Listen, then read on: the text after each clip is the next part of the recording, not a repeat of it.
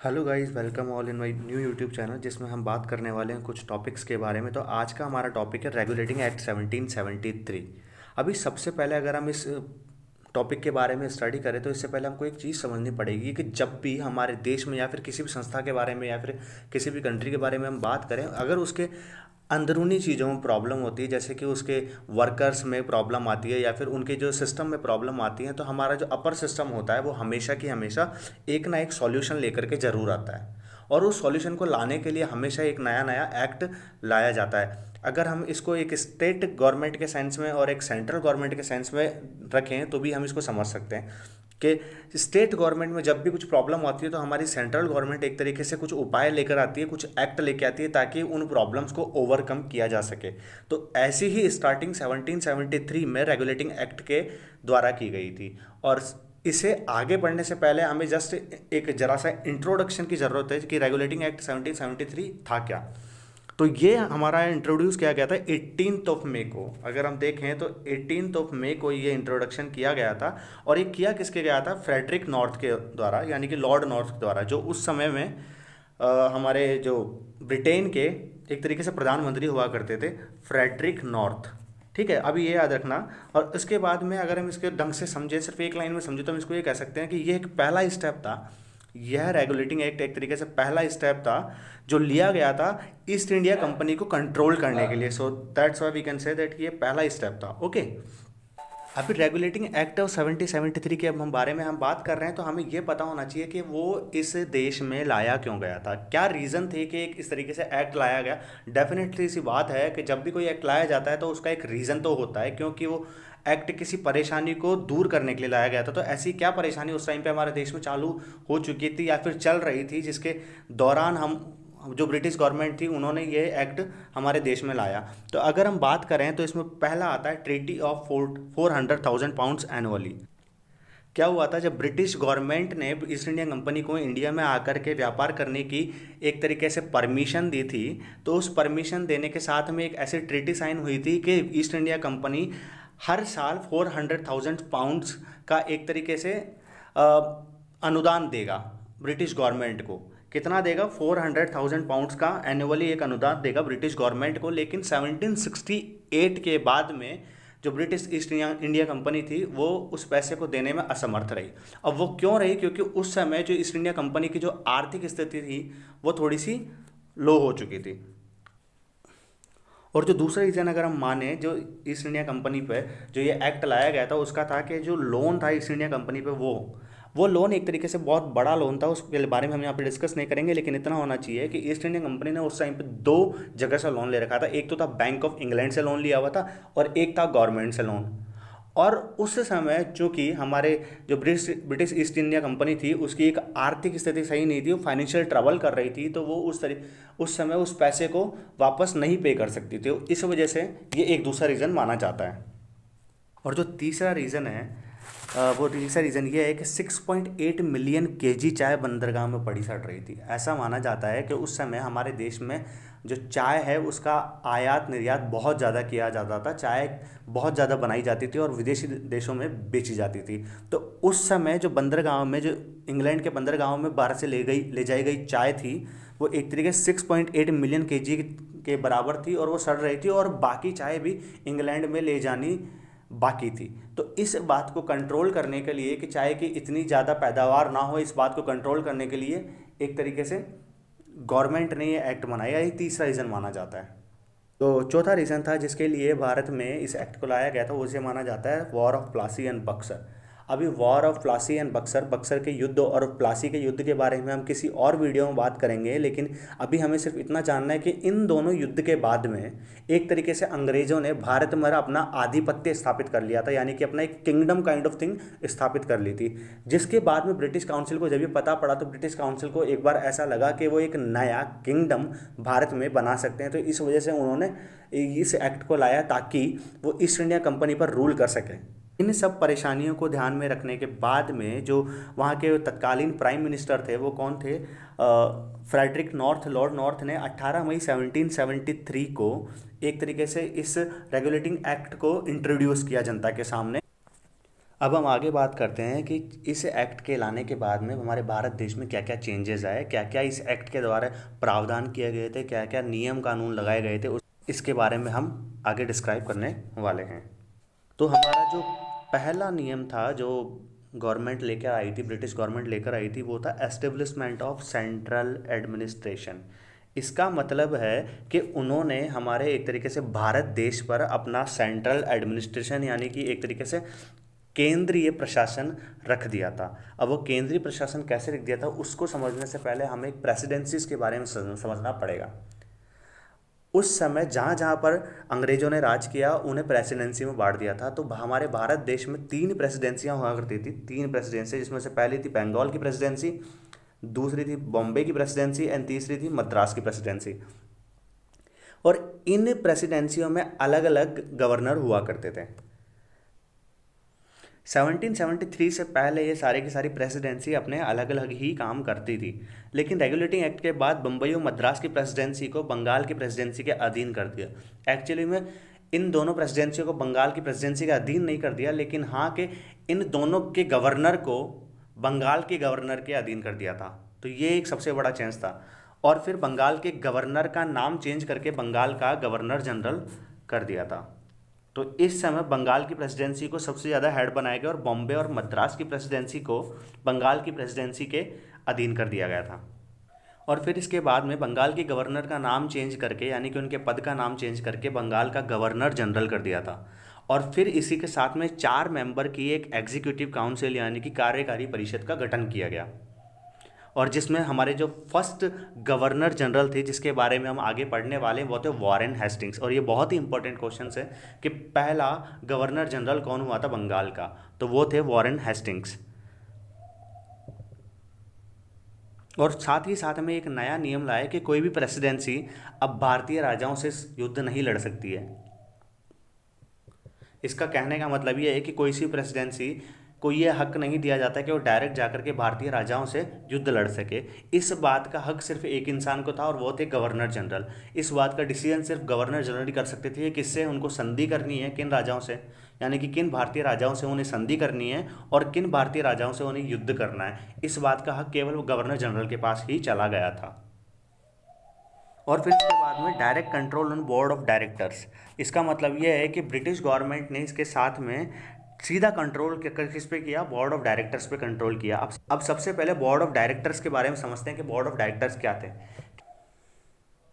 East India company में 24 share holders की committee तैयार करी जाती थी उस टाइम पे, और उन्हें बोर्ड ऑफ डायरेक्टर्स कहा जाता था। और वो उस समय वहाँ के सबसे शक्तिशाली शेयर होल्डर्स होते थे जो एक तरीके से ईस्ट इंडिया कंपनी को रन करते थे। इस एक्ट से पहले बोर्ड ऑफ डायरेक्टर किसी भी चीज़ के लिए ब्रिटिश काउंसिल को जवाबदेही नहीं रखती थी, मतलब बहुत सारी चीज़ों के लिए जवाबदेही नहीं रखती थी। लेकिन इस एक्ट के आने के बाद इस अधिनियम के द्वारा ब्रिटिश गवर्नमेंट का बोर्ड ऑफ डायरेक्टर से सीधा कांटेक्ट हो गया और कंपनी पर कंट्रोल इसके बाद में स्ट्रांग हो गया। अब इसके बाद में क्या चेंजेस आए कि कंपनी का जो रेवेन्यू है, जो सिविल यानी कि जो नागरिक मामले हैं, जो मिलिट्री अफेयर्स है, उसकी सारी की सारी जानकारी उन्हें ब्रिटिश काउंसिल को देनी पड़ती थी। यानी कि इस एक्ट के बाद में जो भी कच्चा चिट्टा जो भी एक तरीके से तीनों प्रेसिडेंसी में हो रहा है या फिर ईस्ट इंडिया कंपनी द्वारा बोर्ड ऑफ डायरेक्टर्स द्वारा किया जा रहा है, वो सारा का सारा उसकी सारी की सारी रिपोर्ट हमें ब्रिटिश काउंसिल को देनी पड़ती थी। अब उसके बाद में आता है प्रोहिबिशन फ्रॉम पर्सनल ट्रेड। अब ये प्रोहिबिशन फ्रॉम पर्सनल ट्रेड क्या होता था कि इस एक्ट के 1773 के आने से पहले क्या था कि जब ब्रिटिश गवर्नमेंट ने अपने गुप्तचरों को भारत में भेजा तो उन्हें यह पता पड़ा कि भारतीय जो वर्कर्स हैं जो ईस्ट इंडिया कंपनी में वर्क करते हैं, ये लोग अपनी पर्सनल ट्रेड कर रहे हैं, अपना खुद का मुनाफा बना रहे हैं, जिसके कारण ब्रिटिश गवर्नमेंट को थोड़ा बहुत लॉस भी हो रहा था। यानी कि उन्हें रेवेन्यू नहीं मिलने का कारण एक तरीके से यह भी था। तो ब्रिटिश गवर्नमेंट ने इस एक्ट को लाया ताकि उनकी जो पर्सनल ट्रेड्स थी उसको ख़त्म किया जा सके। किसको? उनकी पर्सनल ट्रेड को एक तरीके से ख़त्म करा जा सके। और फिर उस बात पे भी बैन लगा दिया कि कोई भी वर्कर या फिर कोई भी नेता जो ईस्ट इंडिया कंपनी में काम कर रहा है वो भारतीय लोगों से कोई भी प्रेजेंट या उपहार नहीं ले सकता। इस बात पर भी उन्होंने प्रतिबंध लगा दिया। और साथ में उन्होंने रिश्वतखोरी पे भी प्रतिबंध लगा दिया, यानी कि रिश्वतखोरी को बैन कर दिया। तो अब तीन चीज़ों को कोई भी वर्कर, ईस्ट इंडिया कंपनी का कोई भी वर्कर नहीं कर सकता। अब ईस्ट इंडिया कंपनी का कोई भी वर्कर इन तीन चीज़ों को नहीं कर सकता। तो वो कौन कौन सी थी? वो थी पर्सनल ट्रेड नहीं कर सकता था, यानी कि पर्सनल और प्राइवेट ट्रेड नहीं कर सकता था, और किसी भी भारतीय से उपहार या फिर गिफ्ट नहीं ले सकता था, प्रेजेंट नहीं ले सकता था। और उसके साथ साथ क्या नहीं कर सकता था? वो उसके साथ में रिश्वत ले नहीं सकता था, रिश्वत लेना भी प्रतिबंध कर दिया। और अब इसके बाद में जो नेक्स्ट चेंज आया था कि change in process of voting.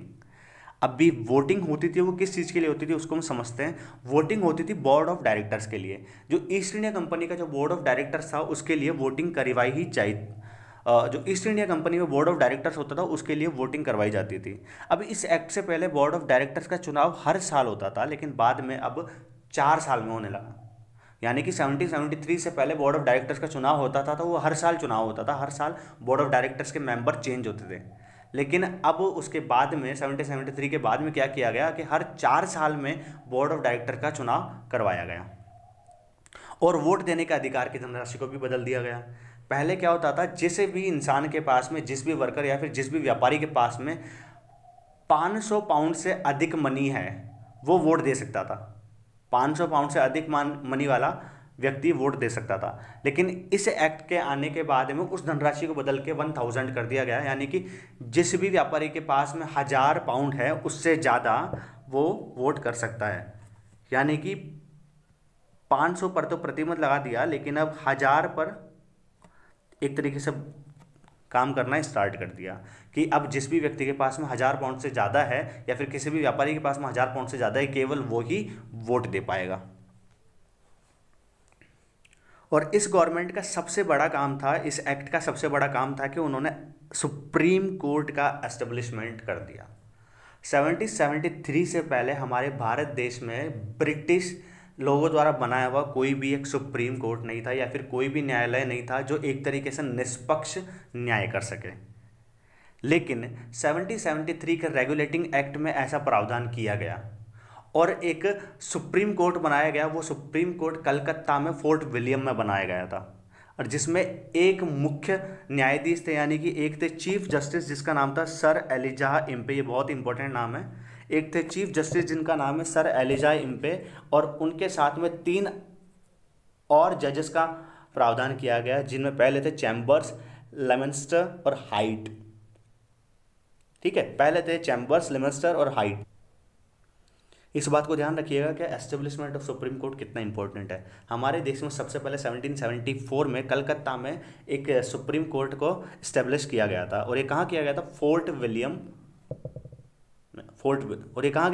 William में किया गया था।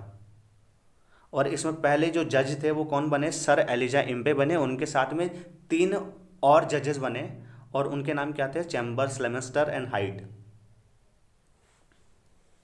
अब हम बात करने वाले कि रेगुलेटिंग एक्ट 1773 में क्या ड्रॉबैक्स रहे थे। अभी इन ड्रॉबैक्स को 1781 में जो एक नया एक्ट लाया गया था उसमें सुधारा गया था। लेकिन क्या वो प्रॉब्लम्स क्या थी जिनके जरिए एक ड्रॉबैक क्रिएट हुआ रेगुलेटिंग एक्ट 1773 के बाद में? उनमें से पहला था lack of power in governor general post. इसका मतलब यह है कि गवर्नर जनरल की पोस्ट में एक तरीके से पावर में कमी थी। वो कमी कैसे थी कि गवर्नर जनरल को उसके परिषद के समक्ष हमेशा अधिकारहीन कर दिया गया था। कैसे? गवर्नर जनरल के पास थोड़ी सी कम पावर थी, कम रह गई थी। उसका कारण यह था कि जो गवर्नर जनरल के साथ में जो एक तरीके से 4 मेंबर की काउंसिल बनाई गई थी, जो एक अधिकारियों की परिषद बनाई गई थी, गवर्नर जनरल को किसी भी कानून को लाने से पहले या फिर किसी भी कार्य को करने से पहले उन 4 से सहयोग लेना जरूरी था, यानी कि उन काउंसिल के मेंबर्स से सहयोग लेना जरूरी था। और उनके बिना सहयोग के या फिर उनके बिना हस्ताक्षर के कोई भी एक्ट या फिर कोई भी कानून को गवर्नर जनरल भारत में लागू नहीं कर सकता था।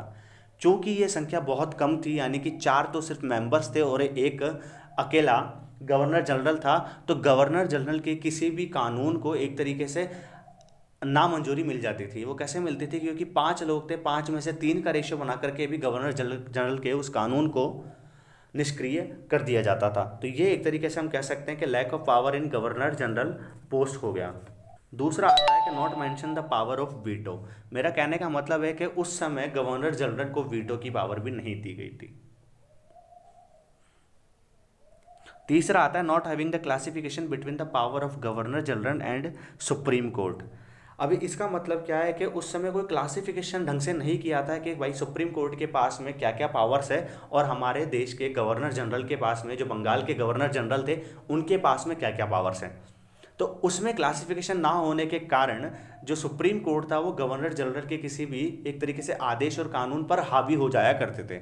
तो इस बात को कंट्रोल उस एक्ट के द्वारा नहीं किया गया था। तो ये एक उस एक्ट की सबसे बड़ी कमजोरी थी कि जो गवर्नर जनरल था उस समय अपने आप को कमजोर महसूस कर रहा था। और इस एक्ट की सबसे बड़ी कमी थी कि not having the welfare of Indian people, कि इस एक्ट के किसी भी नियम के द्वारा भारतीय लोगों को किसी भी तरीके का लाभ प्राप्त नहीं हो रहा था। और जब ये लाभ प्राप्त भारतीय लोगों को नहीं हो रहा था तो इसके एक्ट का होना या ना होना हमारे लिए कुछ भी मायने नहीं रखता था, क्योंकि ये लाया तो हमारे ही देश में गया था, हमारे राज्य बंगाल में हमारी प्रेसिडेंसी थी, तीनों के तीनों उनमें ये एक्ट लाया गया था। लेकिन फिर भी उसके किसी भी तरीके से हमारे लोगों का, भारतीय लोगों को एक तरीके से वेलफेयर या फिर लाभ नहीं मिल रहा था। तो यह हमारे उस रेगुलेटिंग एक्ट 1773 के सबसे बड़े ड्रॉबैक्स हुआ करते थे जो अभी सामने हैं। तो thanks for watching this video. Please like and subscribe and please comment on that.